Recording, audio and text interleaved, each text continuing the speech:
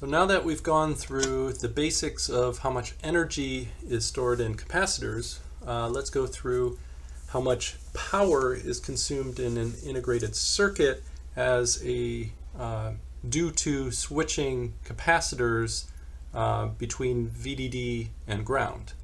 And part of the reason for that is a lot of the power that is consumed in a digital IC design is due to charging and discharging capacitance in your design as you're transitioning internal signals between a logical value of 1 and 0. So looking at the power due to switching data value between 0 and 1 logical value is, if we go back to our equations for power based on a circuit, we get the value from a couple slides ago, which is 1 over capital T, where that capital T is the period of time that you're measuring your power over, is the integral over that period of time of the current flowing through the voltage supply, VDD, so I sub DDD, times the voltage, VDD, integrated over time. So if we rearrange the terms a little bit, it's VDD divided by your time period times the integral over that time period of your current relative to time. Now, your current relative to time, if you're charging a capacitor, the current is going to be, for a capacitor, is C times V, because it's C dV dt, and the change in voltage is VDD. The T is that capital T value, and then of course we multiply by F, because over a given period of time, over that period of time, we need to know the frequency of how many times did we switch from 0 to 1 and 0 to 1 and 0 to 1, and go back and forth. So if over a given period of time we only switched once, then we multiply by 1. If we switch over that period of time 5 times, then we multiply by 5, because we need to know the number of times that we've charged and discharged the capacitor. So that is the capital T times the frequency of switching, gives you that number of times that you'll have switched. So then we consolidate all those terms, and we get our total switching power is our capacitance that we're charging times VDD squared times our frequency of switching. So that's the amount of switching power that is consumed in our design. So on the last foil, we were talking about how the power consumed if we were switching a signal at a frequency of F, the power consumed is the 1/2 CV squared times F. So where C is the capacitance of that signal or that node that we're switching. Now that's fine if we know that a given signal is switching every single cycle. It's switching from 0 to 1 and then 1 to 0 at once per cycle. It happens that it goes both from 0 to 1 and 1 back to 0 in that cycle. But in reality, most of your data signals don't switch low to high and back high to low every single cycle of the clock. So let's assume that we have a system that has a clock frequency of F, but then we have other data signals that don't switch every single cycle. So if we have a data signal that has a switching factor, let's call, or switching frequency, I should say, of F sub SW for switching, and that's equal to alpha times our clock frequency of F, where alpha equals what's called an activity factor. So activity factor is how often does this switch relative to one cycle of the clock. So for a clock signal, by definition, alpha equals 1, because the clock signal by definition, it's going from 0 to 1 at the beginning of the cycle, goes from 1 to 0 halfway through the cycle, and then goes 0 to 1 again at the next cycle. So a clock always has an alpha equal 1 if it's an at-speed clock and it's always running.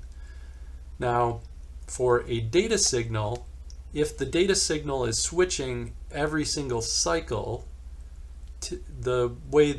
since it's going to switch from 0 to 1 on one cycle, and then the next cycle it'll go back from 1 to 0, if it switches every single cycle, it's only switching one way each cycle. So it makes a full switch from 0 to 1 and then back 1 to 0 over the course of 2 cycles, and so its activity factor is 1/2. And then our definition of our dynamic power in our design is going to be our power of switching equals alpha, which is the activity factor of a given data signal or a given signal, whether it's a clock or data, times CV squared times F. So our overall dynamic power is CV squared F times alpha, which alpha is the activity factor of each signal in your design. In addition to the power consumed by charging and discharging the capacitors that are parasitic capacitance in the middle of your integrated circuits, you're also going to have an amount of current that's called short circuit current. I talked about this briefly, the little blips that were in the waveforms a few slides ago. So when you're in the process of switching between 0 and 1 for the output of a CMOS gate, there's a point in time when both the NMOS and the PMOS networks may be, they're not guaranteed to both be on at once, but in a lot of your gates, there is a point in time when both NMOS and PMOS networks probably are going to be on at the same time for a short period of time. So this will lead to a blip or a small spike in what's called short circuit current. So it's current that's going directly through the NMOS and PMOS stack from VDD to ground and not being used to actually charge up your capacitor. Typically this value is less than 10% of your dynamic power if your rise and fall time slopes are fairly, decent and comparable for any input and output. So if your input slope and your output slope are both fairly sharp, generally this is a component of your dynamic power because it's related to power that's consumed as you're trying to actively switch your circuits from 0 to 1 or 1 to 0. So short circuit current is a dynamic power, but typically, like I said, it should be less than 10% of your dynamic power, and generally a lot of times this will be ignored as a component, or if it's accounted for, it might be estimated, where you take your total amount of switching power and you just add an extra 5 or 10% component on top of it as an estimate rather than actively trying to calculate this. One thing that I would say is this leads to kind of a rule of you really want to make sure that your input and output slopes when you're switching your data signals or your clock signals don't get too slow, because if you get too slow you can wind up having this become a much more dramatic increase in your power and be a lot larger than the less than 10% of your dynamic power. So just make sure you have rules in place that you don't allow too many signals to have really slow switching times. Otherwise this will be an issue for you. At this point, let's summarize all of our sources of power dissipation in integrated circuits. So our total power dissipation is going to be our dynamic power added to our static power. And as we just went through in the previous couple of slides, our dynamic power has two different sources. One is the power, the switching power, where we're actually charging and discharging the parasitic internal capacitances of our data and clock nodes. And then our short circuit power is as we're switching and we have the input to a given CMOS gate is at the switching point, kind of halfway between VCC and ground.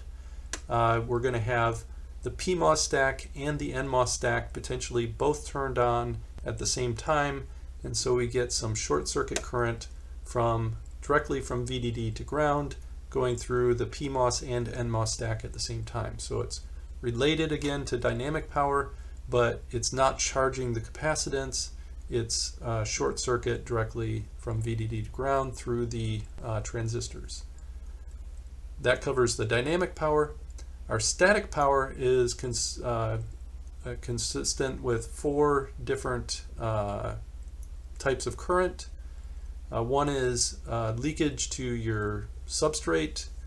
One is gate leakage, leakage through the gate of your transistor, leakage through your reverse bias PN junctions of like your source and drain, and then contention leakage, or if you want to call it, it's not really leakage, contention current. So if you have something like a pseudo NMOS where you have a PMOS transistor that's always turned on that has constant contention to a pull down stack, for example. Again, I don't really like those, so I try to go with zero contention current in all of my digital designs, but if you have a design that has some sort of contention, you have to account for that in your static power, because you could have an NMOS stack that's always on and then a pull-up device that's contending with it all the time. And so add all of those current sources and multiply by your VDD, and that's going to give you your static power. Now that we've gone through the equations for computing dynamic power, let's do a real-life example. So in this example, we have an integrated circuit chip with 1 billion transistors on it. And we have, of those 1 billion, 50 million are logic transistors, so they're doing digital logic. The average width of those 50 million, averaged over all of the transistors, is 12 lambda, and the average activity factor of all those transistors is an activity factor of 0.1. Now, the rest of the transistors, 950 million, are memory transistors. And this is not at all uncommon, where you'd have a lot of memory crammed onto the chip, and then a lower number of transistors in your logic, because keep in mind your memory transistors are taking up a lot less overall space because they're so much smaller. So the overall area isn't necessarily the majority of your chip, but could be half of your chip, but it's the majority of your transistors. So we have 950 million transistors for memory. The average width of those is only 4 lambda, and the activity factor is only 0.02 activity factor.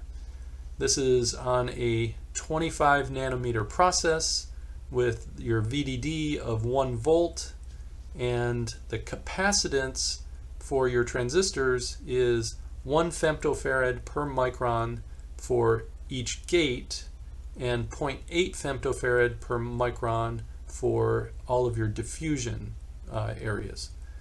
So here we want to estimate the total dynamic power consumption if you're operating at a frequency of 1 gigahertz, and for this example, neglect any wire capacitance and neglect short circuit current. So we just want what the transistors are going to give us in dynamic power dissipation. So go ahead and pause here and we'll go on to the solution on the next slide.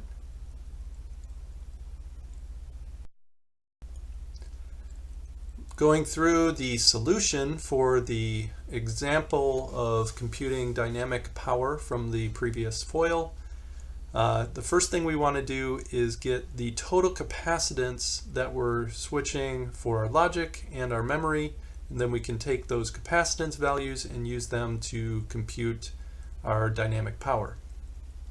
So our total capacitance for our logic, we had 50 million transistors, so we take 50 times 10 to the 6th number of transistors. Each transistor had an average width of 12 lambda, so we multiply that times our transistor count. Then we have the, in order to compute the actual number of microns of gate width, we take our factor based on our process technology of 25 nanometers, so that's 0.025 microns per lambda, and then we multiply that by the capacitance per micron.